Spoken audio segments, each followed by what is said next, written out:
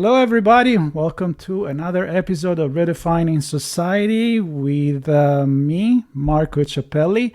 And I have to say that I'm actually changing the title of the podcast because we always talk about society and technology, but I figure I may as well just put it in the title. So Redefining Society and Technology is going to be the new title. It's going to be updated next time. But that's always been the core of the conversation that I like to have. My interest in technology and my background in sociology, and it all come together when I founded ITSPmagazine, where we talk about cybersecurity, technology, and society, which is pretty much everything at this point. I have back today Leslie Shannon. We had a fun conversation. I think it was in December last year because it was before CES, where I know you were on a panel. That was last year.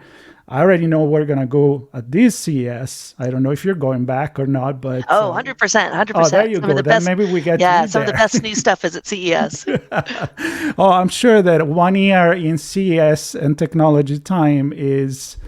100 years of what it used to be. So at this point, the fast speed of change, it's definitely becoming the norm. And that's what we're going to talk about today, because you wrote 2 books, and I think they are connected one with another.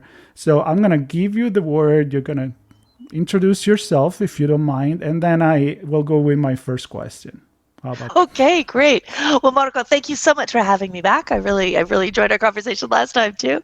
So I'm Leslie Shannon. I am Nokia's head of trend and innovation scouting. At Nokia, quick note, we don't make phones anymore. We are the business-to-business supplier of telecommunications equipment to the phone companies and large enterprises of the world that have their own networks. So, base stations, fiber optic cable, routing equipment, all that kind of stuff. That's what we do. And we've always done it. It's just the phone guys got a lot more attention than the network side of the house. But I've been on the network side always. So my role is specifically to look for innovations that are happening in other industries that we need to make sure that the telecommunications network adapts to be able to support. And so that means that I'm always looking at a lot of super cool new stuff, particularly right now, still mixed reality, AR and VR, and their implications for, social use and the network. I won't talk too much about the network today, but that's really my driving interest. And then generative AI. So I'm looking a lot at that right now too. And but the social aspect, you mentioned that I have 2 books. One of them is about the technology, and the other one is about kind of how people actually use it. Because again, coming from the network point of view, we can build the network however we like, but the way that people use it, that actually quite often determines where we need to build it in the future. So it's not just looking at the technology, but understanding how it's going to be used is a big part of what I do. And that's the big bet, because you can design technology, but you can't be sure that people are going to use it exactly the way that you expect it to use it. And I think there's been and usually cases, they don't, right? There's been cases definitely that it is like, oh, wait a minute, that's not what I intended. But that's why we're doing what we do here. It's kind of like human science. It's not a certain science. It's not mathematics that we change. There is many factors that comes into play when we talk about the way we think, the way we act, the way we react. And so I want to actually talk about something that we did mention many times in the past few years, which is the metaverse. And all of a sudden... I don't know about you, but I'm not hearing much about it. And one of your book was actually, interconnected realities, which is got it right here. There. Yeah, interconnected realities. Yeah. And then you have the other one that we're gonna get to, because again, it's interconnected, all of that, I think, even those two books. So tell me, it's still a thing, the metaverse? What's going on with that one? Yeah. Okay. Well, getting back to the point that we were kind of touching on there, how technology quite often it doesn't get picked up the way that we intended. One of the overriding principles that I keep seeing playing out again and again as I've been doing this trend watching over the last decade is that there's all kinds of spectacular new technology that is wonderful on paper, or it sounds like a great idea. But in practice, we humans don't use something unless it genuinely solves a problem for us at and is convenient. And within convenience is the concept of cost as well. If it costs too much in terms of money or time, then no. But it needs to be convenient. So excuse me, if it's a pain in the neck, we're not going to, even if it's superb technology, we're just not going to use it. And I think, and so first, actually, I should say straight up, the metaverse is alive and well, but not I was perhaps. worried. Thank you. Yeah. Well, it was driven out of the headlines by generative AI. Mm-hmm. But it's still there, particularly everybody working in XR, so mixed reality, extended reality. There's more people than ever, more companies than ever, creating even bigger and better, more exciting things. But like actually in my book, Interconnected Realities, I asked that question. I asked, what is, for all these different flavors of mixed reality that are out there, from both, AR and VR, both offline and real time, for each of these different areas, what are the ones that are genuinely solving a problem?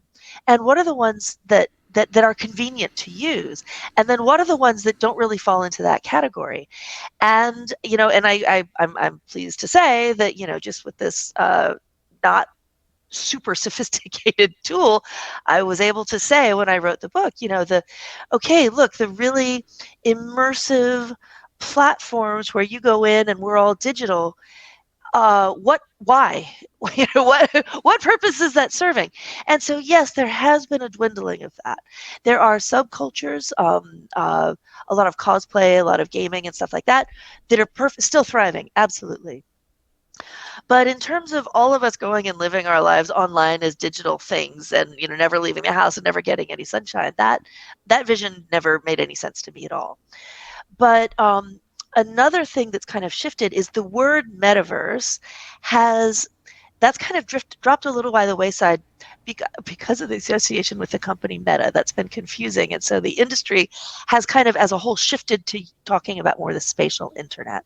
And so the idea of having the kinds of information that you can get from the internet, information and entertainment, and then having that integrated into your physical space in some way, whether through a VR kind of headset like the Quest 3.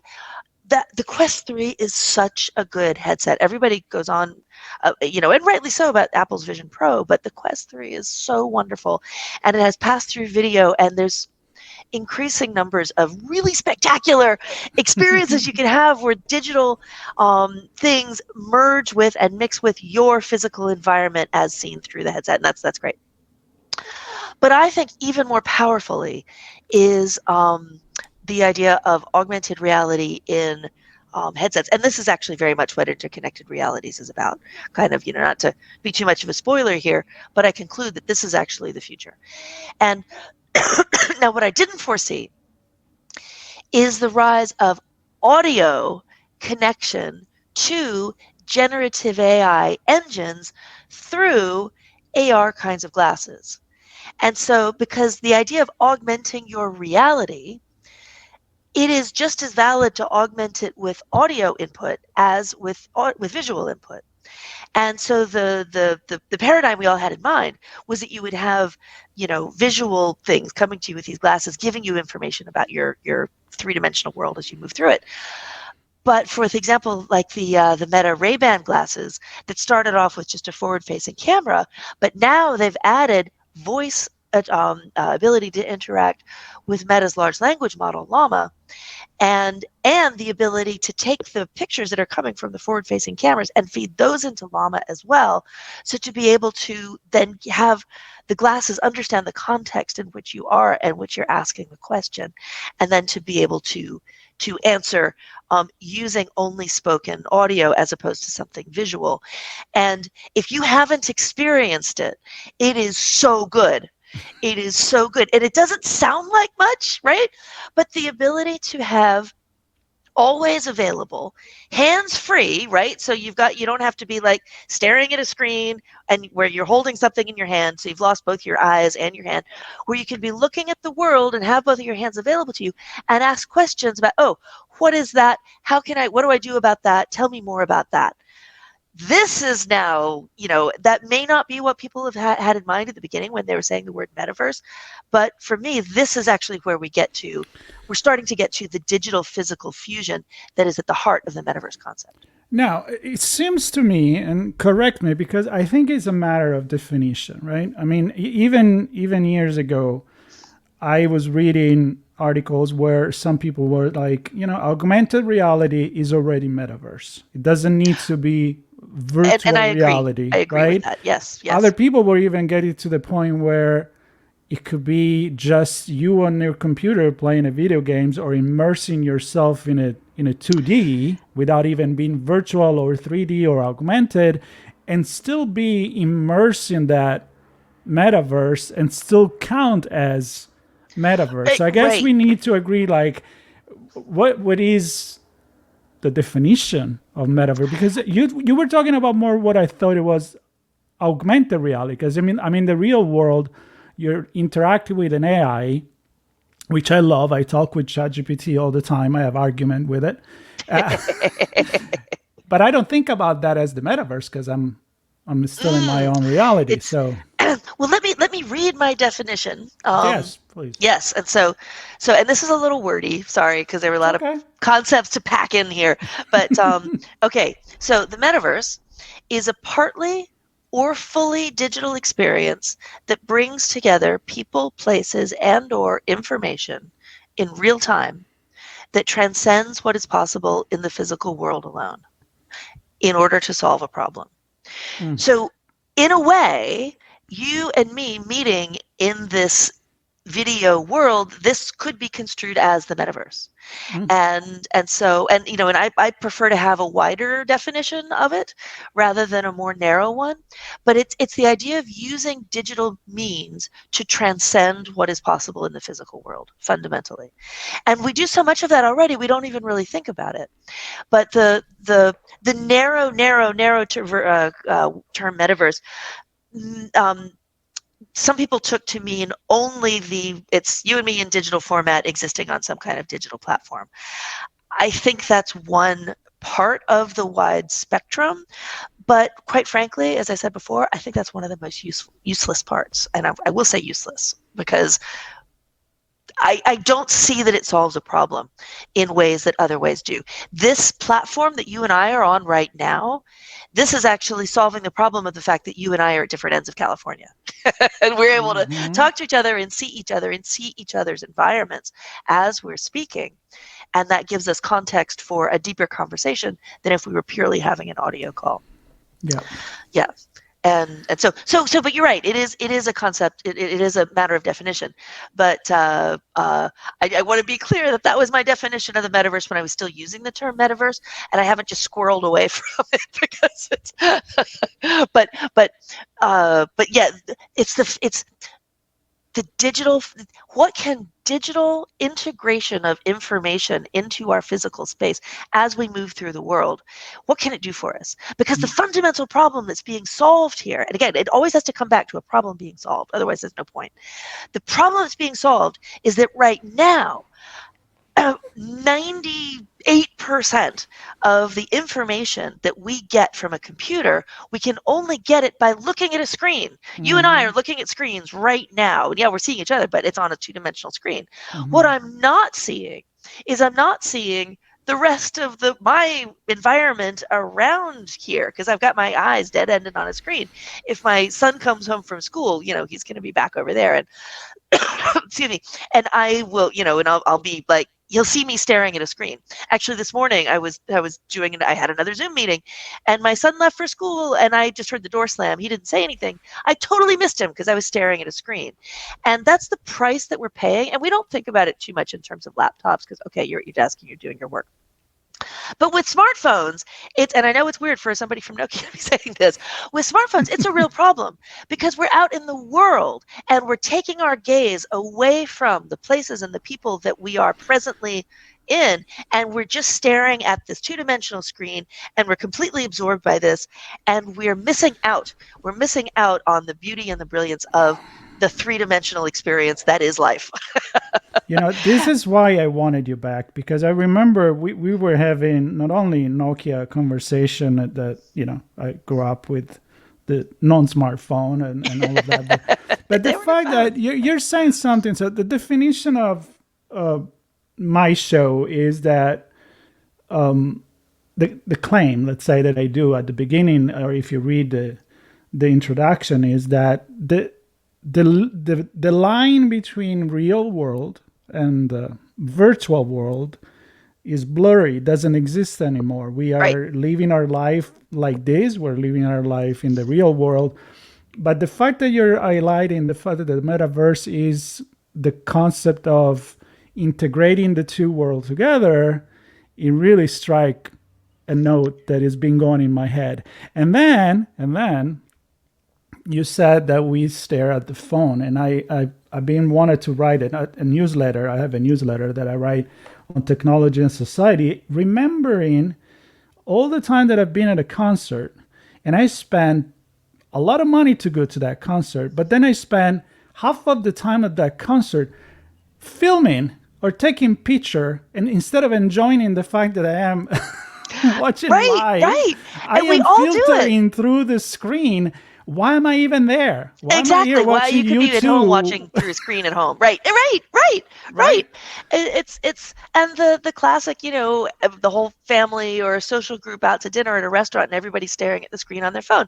I mean, we're going to be making fun of this particular chapter in human society in not very long from now, because it's ridiculous. It's absolutely ridiculous. And so now. The problem is that the information and the entertainment that's behind that piece of glass is really interesting to us and useful to us. It has utility, which is why we keep doing it. And so I'm not saying, we shouldn't be carrying phones or whatever. That's not right. It's how do we get that same information and entertainment integrated into ourselves and our awareness while we are still very present in the physical world. And I'm going to actually, you made an earlier distinction between the real world and the virtual world. No, because the things that happen to you, the things that you see that are digital, they're real. I mean, they happen to you, it's real. If like you're in a space and you're an avatar and another avatar comes up and says something really rude to you, your emotions will be real. It doesn't matter that it was an avatar. Yeah. So I make the distinction between the physical world and the virtual world. And for me, the concept of the metaverse, the spatial internet, is the combining of those two, and all of it is real. All of it is real. And so, yes, blurring 100%. But how can we blur it better? How can we blur it in a way that it really does become convenient for us to have this AI assistant, this ability to be omniscient about the things about us, or to be able to tap into, the knowledge of the universe as we move through our spaces, and particularly when we're moving into new spaces. That's actually the problem that the spatial internet can solve. And I think AR has the ability to, because when you're out there with your smartphone, as I said before, not only are your eyes dead ending on the screen, but you've lost a hand as well. So to move this information to something that is always there in kind of a glasses format. It may not be glasses, but some kind of format, probably on your head, because that's where your eyes and your ears are, and your mouth. So, it's where all the senses are. So the head makes sense. to let you have your hands free while you are then continuing to receive information. And because presenting the information visually is difficult, that's why, being able to visualize things, as we initially thought augmented reality would take the form of, that's still coming, but it's, probably not coming till the end of this decade in commercially available ways. So the fact that audio is kind of slipped in there as a really good way station and it proves the utility. Once you start actually using the stuff, it's like, wow, this is so exciting. I love having this tool. Yeah. And you break an open door with me and audio, because I live really on Audible and podcasts, and if I can have it read, I can still do other things. I can walk my dogs, Right, I can make dinner, I have my hands free, so I can totally see that. And I still blow my mind that, sorry for all the people watching this, but the people that love watching a podcast, for me, podcast is audio. Is audio, right? Here right. we are. We're recording a video. Hello, everybody. But yeah, I mean, having the hands free and walking the dogs. I had 3 dogs. I walk them and I try to I don't know, reply to a text message. I want to be able to just doing it correctly just by inputting my my request without having to touch that thing. So I really love that. Now, so let's move to the other book, because So we are virtual natives. There you go. Virtual Natives is the cover, which is a really cool cover, by the way. Isn't For it? people listening, maybe we can try to describe it to you, but it's pretty cool. But so there is the virtual natives, which I want to hear your definition, but I'm guessing people that are born with the internet or the smartphone and those generation. And then there is me, the older one, that I grew up with analog, but then I jump on the bus. I didn't let the bus go away. I jump on the cell phone. I jump on the internet. I jump on all this stuff. But it's still not natural in a way from me. Even if I do it so much, I talk about it all the time. I get the latest gadget when I can. Sometimes I still find myself to be like, wait a minute, I could have asked this to ChatGPT. Could have take that picture and say, what is this? How do I fix this problem? And so I'm getting there, but sometimes I forget because I'm kind of used to the old school way of doing things, right? Well, Let me go on Google. No, I should just ask ChatGPT. Right. Well, you're actually hitting at what the definition of virtual natives is. And actually, I want to take a moment to shout out. So I wrote this with Catherine Henry, and you mentioned the cover. All the cover credit goes to her. Oh, this was actually one of the first book covers out there. Catherine says it's the first. I don't know if we can claim that, but it was very, very designed with AI. Yep. And so this was a generative AI book cover. So it's a bunch of teenagers looking very futuristic. And so looking very steampunk or modern punk. Yeah. And so the back of the book under the dust cover, the publisher really did a very nice job with the book. Okay. So what is a virtual native? Well, okay, so 25 years ago, I think it was in 2000, that there was an author who coined the term digital natives. And this was an idea that was to define the kids who had grown up using the internet. You know, the internet starts coming up at the beginning of the 90s. By 2000, you've got these children who are kind of more familiar with a keyboard than with an index in a book. And so it's like, whoa, these digital natives, it's kind of wild, right? And so, and okay, that's absolutely valid. That absolutely was a big change. But time has moved on, and things have changed even more, and that's what Catherine and I wanted to talk about in the book. And so, virtual natives, these are largely the people who have born since the year 2000. However, it is a mindset. You can be older and still be a virtual native, just like, shout out to you and your use of new technologies. But here's the difference, though. What you said about, sometimes you forget. The computing that was available around 2000, almost all of it was a computer version of the original analog process that had preceded it. It did not rethink that process. It only converted it into computer form. And a really good example of this is email.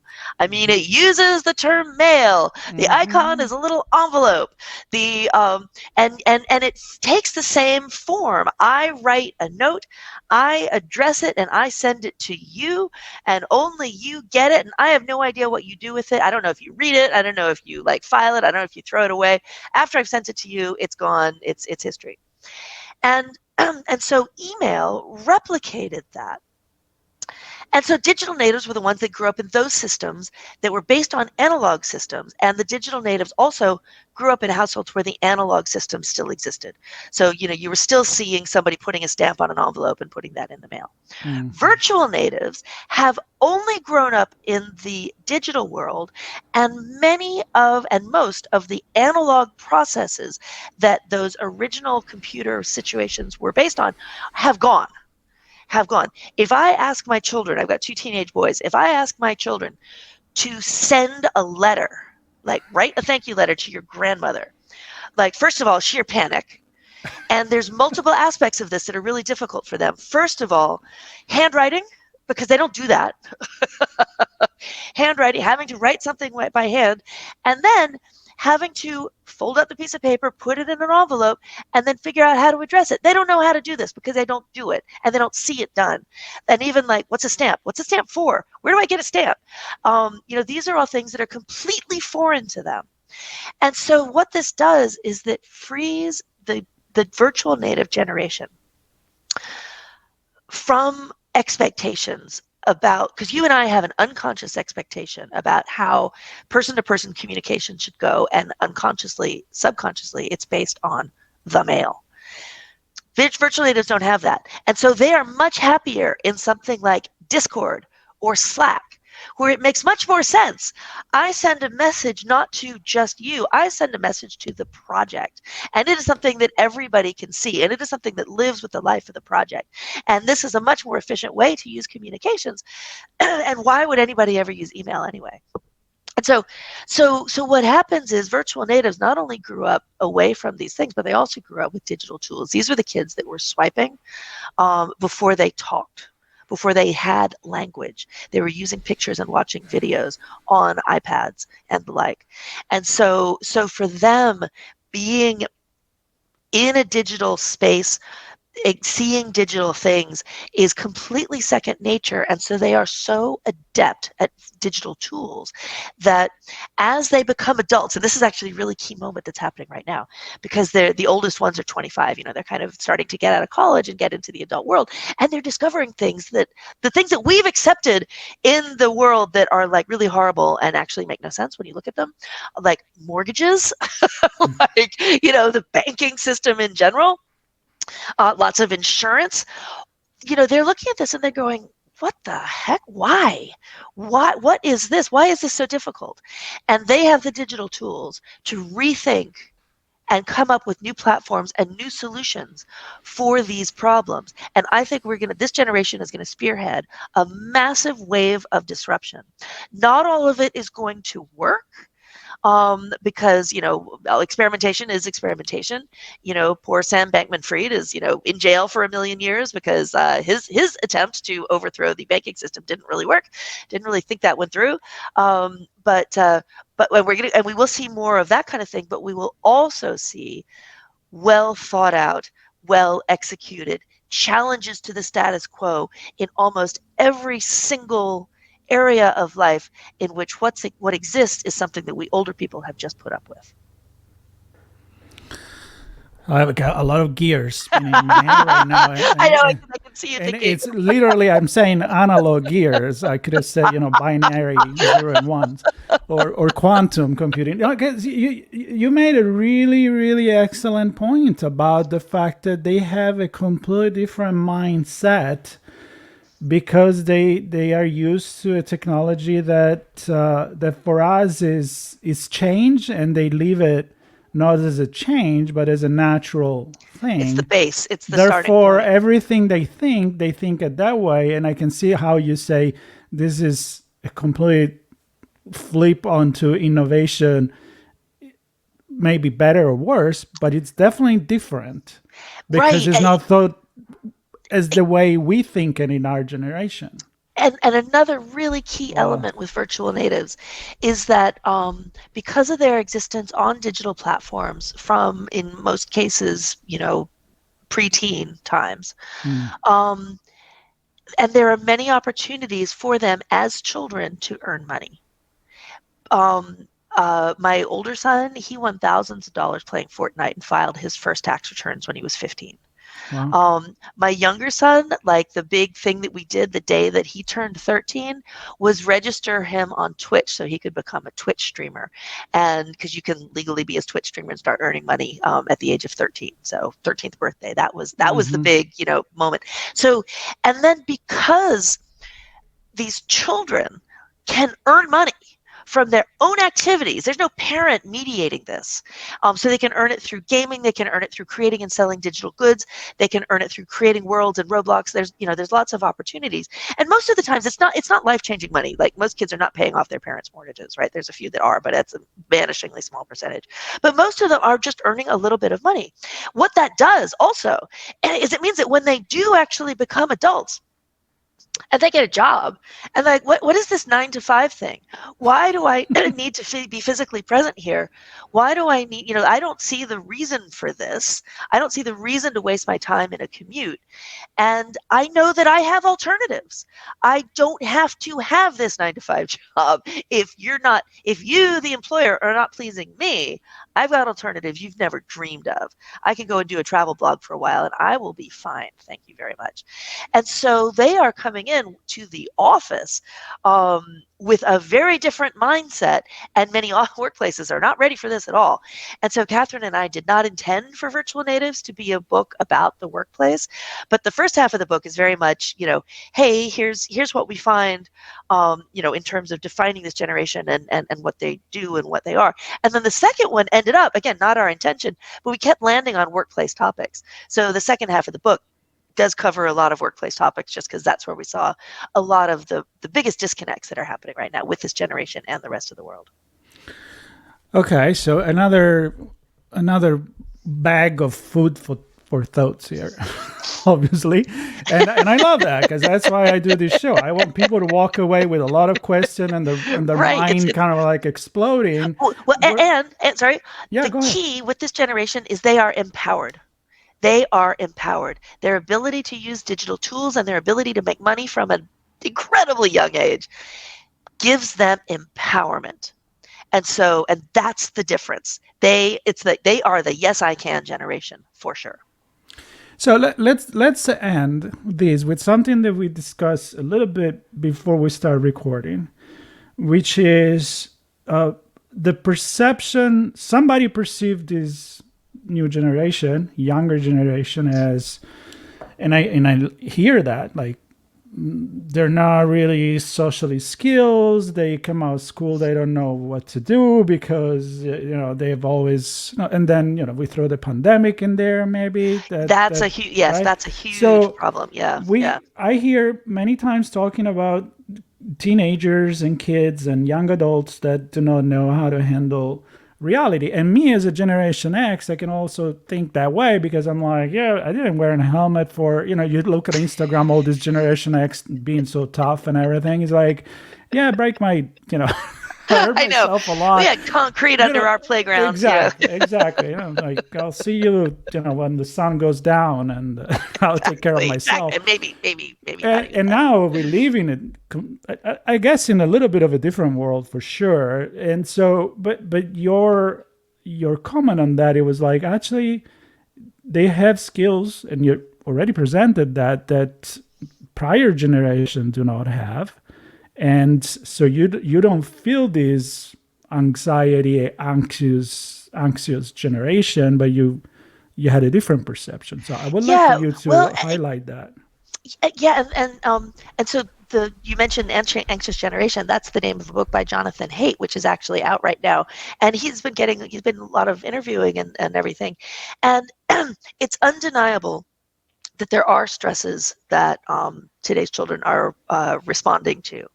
Um, and COVID does have a lot to do with that. A lot of the social isolation and stuff does come from COVID. But the focusing, and I don't want to minimize that or dismiss it. Well, there's definitely that factor, but right, exactly. However, it's not the whole story. right. And Catherine and I wrote this book specifically because we were like, okay, there's all this talk about the anxious generation, but that's not what we see. And so we started digging into, all right, what does the empowered generation look like? And that's when we found so much more. We suspected there was something there. We found so much more. And so I'm super bullish on this generation, the Generation Z and the one behind them, Generation Alpha. I really think they're going to remake the world, and for the better. And there's so many threads to this. You'll have to read the book to find out more. But because kids today, they have been interacting with their peers both in real time on gaming platforms, because you can be playing against a kid in Malaysia, against a kid in Uganda, you're separate. Yeah. Anyway, it's you can meet anybody online. And you can also see them in an asynchronous way through TikTok videos. You can see what your peers are doing in other parts of the world. So people are meeting and understanding and seeing the cultural differences with other people early on and coming to accept them as normal. And this sounds really cheesy, but this may be our best hope for world peace. The fact that the kids of the world now are seeing the entire world and are getting to know them before they get old and grumpy. Okay, I see your point, and I do agree. I'm not going to go into politics, but I can go into one comment. When I was studying sociology of communication, we're looking at the global village and Marshall McLuhan, and I do like to say that the global village is the real global village. As long as we respect the difference and we're cool with that, I think that's the future. And I hope the new generation is able to do that, because they did grow up with an interconnected world. And the world is not just, the wall in the Middle Age, or, the local or the state TV and radio. The excitement of being a kid again on the shortwave and hearing somebody talking in Japanese or Spanish, right? Right. Or in Europe, where you could get different languages all over. Now you just go online and you're connecting with people all over the world. I can see what you're saying here for sure. There was a bubble tea place, a boba place that opened up in my neighborhood, 8 years ago, and I saw it and I was so excited because I'm like, oh my god, I've had boba. This was before boba was super common in the U.S. And I'm like, oh, I've had boba in Singapore and Hong Kong. I can't wait to introduce my kids to boba. They're gonna love it, because they were kind of young teenagers at that point. And I came home and I'm like, guys, there's this really cool thing that's open in a neighborhood called boba tea, and my kids are like, oh, Mom, oh, come on, we know what boba is, please. Yeah, because they'd been seeing it online for years already. And so, these are worldly people. They happen to be young, but they're worldly, and they're not afraid to rethink the status quo. And I think it's going to be one of the most consequential generations. And we need them. We need them for their digital skills. That's why it's worth it for workplaces to accommodate them, even though they might seem like total prima donnas, because they're like, why do I need to be doing all this? Well, we need to ask ourselves. The questions they're asking are valid questions. Why do we need to commute? Why do we need to come into the office? Why do we need to do X? Whatever they ask the question, I generally find it's a valid question to consider. And definitely embracing change and not having the old saying of, we've always done it this way, so we're going to have to do it. So that's why. Right. Because I said so. Because I said so, and because this is how we've done it. I was actually having a really interesting conversation about education and how the education system is so old, it serves its purpose because it's tough to educate everybody in a pre-digital virtual metaverse world where you need to sit down 25 kids in a class and you just teach the same to everyone because there's no other way, right? But now we can talk about adaptive learning and adaptive teaching and things that are in another world, and we need to embrace this change. And I agree. I think it will come from those that have been already learning online about things. So I think love what we this. learn, we need to rethink what we learn. The fact that I don't know, I graduated from high school being able to solve a differential equation, but I didn't know what a mortgage was, and that's ridiculous. So, we really need to ground our education, not in what has always been taught, going back to what you were just saying, because I said so, this is what you need to learn, but genuinely looking at the skills that are needed in this world today and understanding what those worlds are. So now so much the skill may not be so much being able to write an essay entirely from scratch. It's how do you write an essay and express yourself well with ChatGPT as your assistant. That's the skill. Don't try to ban ChatGPT. It's a tool. How do we use the tool? That's the teaching that needs to be happening. How you make it your own and not exactly. And teaching them. It's like education is about learning, teaching people how to learn. It's not necessarily to force them to learn something and memorize a poem by heart without understanding what that poem actually means. Right, or just understanding what's the applicability. I think we've lost some of, I'm not a hardcore utilitarian, but I think we do need to apply a little bit of thinking about utility, about what is being taught in schools, and not everything matches that. And I just like quick shout out for the arts. I think there's always room for the arts. So I don't want to. Absolutely. Are you kidding me? Yeah, I think we touched a lot of interesting and really fundamental changes and questions and some answer, I guess. But again, I want people to be thinking right now. And I think your book and both books actually will help thinking. I keep thinking that you have the best job in the world and I want to apply to be doing the same job. I remember last time you said that join the line. There is a lot of people that want my job. Yeah, I get a lot of people volunteering to be my assistant, which is really There you go. I just be happy to have you back here and there and have some of this really fun and open-minded, the mind-opening conversation, because we need this. We need to stay open. And I think that's why people listen to my show. And I hope they keep listening. And I will have obviously the way to all the links to connect with you and to get the books. I hope you'll be back soon, and I hope I'll see you at CES next year because I will be there. And by 100%. So yes, I will be there. See you in Vegas, baby. See you there. Surrounded by all the possible electronic and mind-blowing futuristic thing that I cannot just wait to touch and try and demo and all of that. So Leslie, thank you so much. Everybody else, please stay tuned, and I'll be back with another episode on the show Redefining Society podcast very soon. Thank you very much. Bye. Thanks, Marco. Bye, everybody. Bye.